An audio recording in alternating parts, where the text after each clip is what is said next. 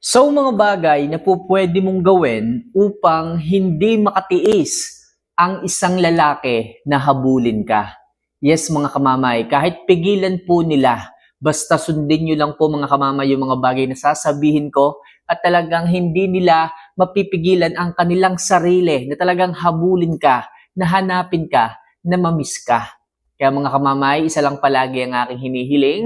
If ever na nakakatulong po yung mga love advice, yung mga video, yung mga sermon, yung mga ganitong usapan natin sa inyo, huwag niyo naman po sanang kalimutan na mag-subscribe, mag-like at mag-comment na rin po sa ibaba ng video na to kasi malaki po yung maitutulong yan dito sa ating munting channel.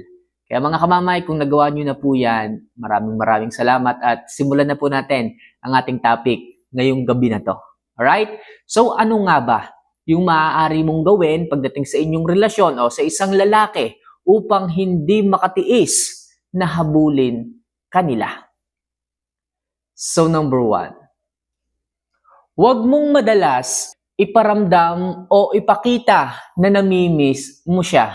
Yes mga kamamay, most of the time, huwag mong iparamdam at lalong-lalo na huwag mo palaging sabihin na namimiss mo siya, na kailangan mo siya, na gusto mo palaging makipagkita sa kanya. Huwag ka masyadong maging verbal pagdating sa ganyan, pagdating sa nararamdaman mo. Kasi kapag ka ikaw palagi yung nagpupumilit ng sarili mo sa kanya, na tipong gusto mo palaging makita, mayakap siya, makausap siya, hindi mangyayari na ikaw ang hahabulin ng isang lalaki. Ang mangyayari dyan, ikaw na lang palagi ang ihintayin ng isang lalaki na magparamdam, na tumawag. Kasi nga, hindi mo kaya at hindi mo control ang sarili mo. Kapag nakaramdam ka na kailangan mo siya, kapag naramdaman mo na gusto mo siyang kasama, ura-urada o talagang mabilis pa sa alas 4, tumatawag ka na kaagad sa kanya.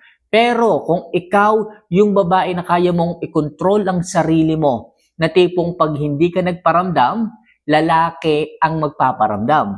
Kapag ka ganun ang nangyari, expected yung mga kamamay na talagang hindi niya matitiis na habulin ka. Kasi nga, mas nauuna siyang makamiss sa iyo o mas nauuna niyang maramdaman na kailangan at gusto kanyang makausap sa mga panahong yon. Sa mga panahong wala kang paramdam. Sa mga panahong hindi mo sinasabi na kailangan at namimiss mo siya. Kaya ang advice ko sa inyo mga kamamay, kung gusto mong hindi katiisin ng isang lalaki at talagang habulin ka na niya, kailangan pigilin mo yung sarili mo na sabihin at iparamdam. Palagi mo siyang namimiss. Alright? So next, biguin mo siya na maghahabol ka. Yes mga kamamay, kung nasanay ang isang lalaki na tipong kapag nagkatampuhan kayo or something na hindi nagparamdam ang isang lalaki, ikaw palagi yung nagpaparamdam, ikaw palagi yung humahabol, ikaw palagi yung lumalambot, o ikaw palagi yung bumababa sa inyong relasyon.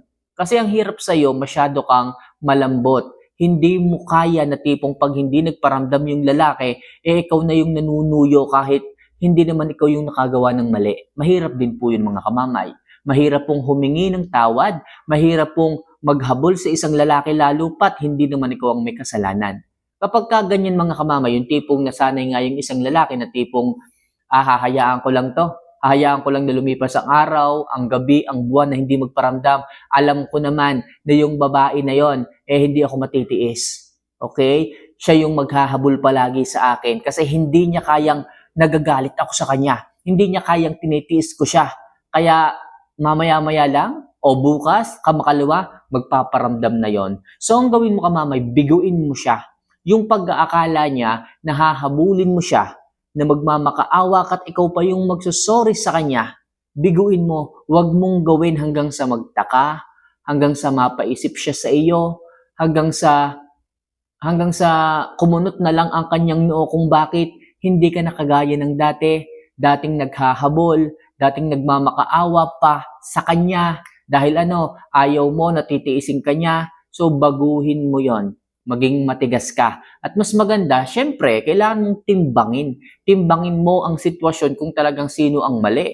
Okay, mas gawin mo to kamamay na tipong biguin mo siya ng paghahabol sa kanya kapag alam mo na wala kang kasalanan para mas effective, para mag-guilty ang isang lalaki na tipong dapat siya pala ang humihingi ng sorry at hindi ikaw. Sa ganyang paraan mga kamamay, hindi matitiis ng isang lalaki na hindi kanya habulin. Kaya please mga kamamay, sa mga panahon na alam niyong mali yung lalaki at sa mga panahong tinitiis nila kayo, biguin nyo sila, huwag kayong maghabol. Alright? So next, simulan mo rin na ayusin ang iyong sarili at magpaganda. Opo mga kamamay, sabihin natin hindi kayo nagkasundo, hindi kayo nagkaige. At syempre, mataas din ang pride ng isang lalaki. Hindi kanya kinikibo, hindi kanya tinatawagan, hindi kanya kinakausap. Okay, sa madaling sabi, parang wala na siyang pakialam sa iyo. So anong dapat mong gawin? Lagi mong titimbangin ang sitwasyon. Kung sinong nagkamali, kung sinong may kasalanan. At kung alam mo na wala ka namang kasalanan, maayos ka, responsable, pero talagang nasa lalaki, palagi ang problema, ang dapat mong gawin kamamay, mas ayusin mo ang sarili mo. Kaysa sa maghabol, kaysa sa umiyak, magmukmok at maghintay sa kanya, bakit hindi mo gamitin ang oras sa mga panahon na tahimik ang lahat? Sa mga panahon na hindi ka kinikibo ng isang lalaki at mas ibigay mo ang oras na yon pagdating sa sarili mo. Mag-ayos ka, magpaganda ka, kasi hindi ka namang guilty eh. Wala kang kasalanan. Ayos ka. Di ba? Responsable ka. Mag-ayos ka ng sarili mo, katawan mo, mag-improve ka. Tapos, mas maganda, i-post mo sa social media, ewan ko na lang, kung matiis ka ng isang lalaki. Talagang isang lalaki, hahabulin ka. Kasi nga nag-aayos ka eh. Ilang linggo ka nang hindi nagpaparamdam o ilang linggo na kayong hindi nagkikibuan. So, gulatin mo siya. Mag-post ka sa social media ng mga updated at high value yung mga picture mo o kung may video kayo nung kung kailanman, basta talagang masaya ka, high value ka, maganda ka doon, i-post mo. At pag nakita niya yon, nag-improve ka, nag-ayos ka, nagpa-sexy ka, talagang walang dahilan para matiis ka pa ng isang lalaki at syempre, habulin ka niya.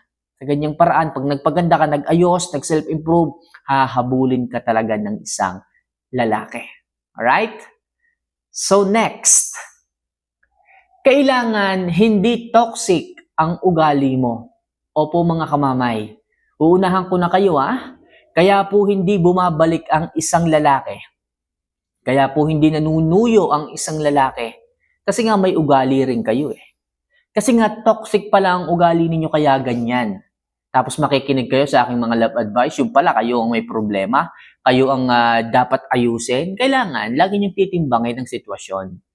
Kung alam po ninyo na kayo ay toxic, kung alam po ninyo na ang ugali ninyo ay maldita rin, alam niyo naman kayo yung may kasalanan, hindi pa kayo yung nagsusorry, hindi pa kayo yung humihingi ng tawad. Okay? Ibang usapan yon. Mga kamamay, ang goal natin dito ay hindi matiis ng isang lalaki na hindi ka habulin, kailangan maayos ka rin. Kailangan wala kang problema. Okay? Yung mga lumalapit dito mga kamamay, sila po yung tipong hindi nabibigyan ng katarungan pagdating sa mundo ng pag-ibig. Yung tipong ginawa na nila ang lahat, ayos sila, maayos sila, maayos sila, responsable sila, tapos yung mga lalaki talagang toxic, sila yung lumalapit sa akin, madaling gawa ng paraan yon. Pero kung kayo po yung toxic, ibang usapan po yon. Kung may dapat sisihin, kayo po yon. Kaya lagi kong sabi sa inyo, timbangin ang sitwasyon. Kung sino ang mali, kung sino ang may kasalanan, siya dapat ang bumababa. Hindi yung mga maayos, hindi yung mga mapagkakatiwalaan, hindi yung mga alam mo yun, tapat sa relasyon, hindi dapat yun ang bumababa. Kaya mga kamamay, sinasabi ko palagi sa inyo, yung ugali ninyong toxic, kalimutan nyo na.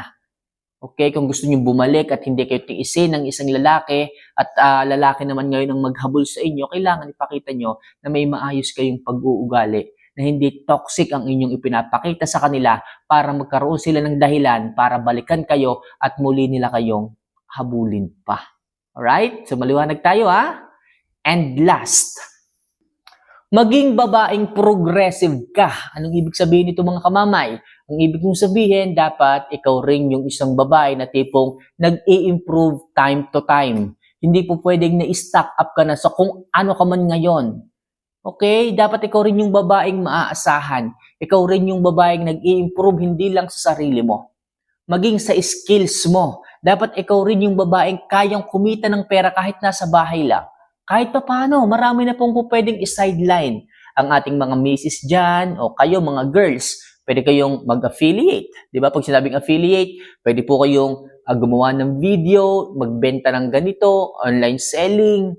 Okay, pwede po yan. Napakarami ng paraan ngayon para kumita ng pera. At sa ganyang paraan mga kamamay, sigurado ako, hindi matitiis ng isang lalaki na hindi ka habulin kapag ganyan.